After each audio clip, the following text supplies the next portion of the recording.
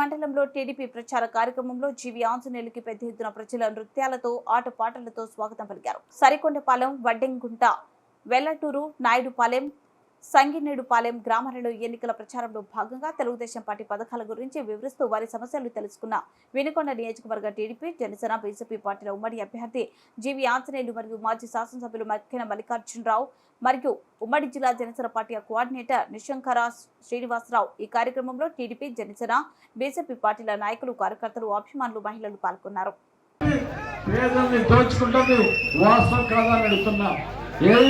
మీ అబ్బ సొమ్మేమని జనాల దగ్గర దాచిపెట్టారు. ప్రజలు ఆలోచించాలని నేను మనవి చేస్తున్నా. అలాగే ఈరోజు నా టైంలో పంచాయతీ బిల్డింగ్లు కట్టించా, అంగన్వాడీ బిల్డింగ్లు కట్టించా, అలాగే మంచినీళ్ళకి నిధులు తీసుకొచ్చా. పల్నాడు వాటర్ గిడ్ అని మీకు గోవిందరాజు గారు మాట్లాడడం వెనకాల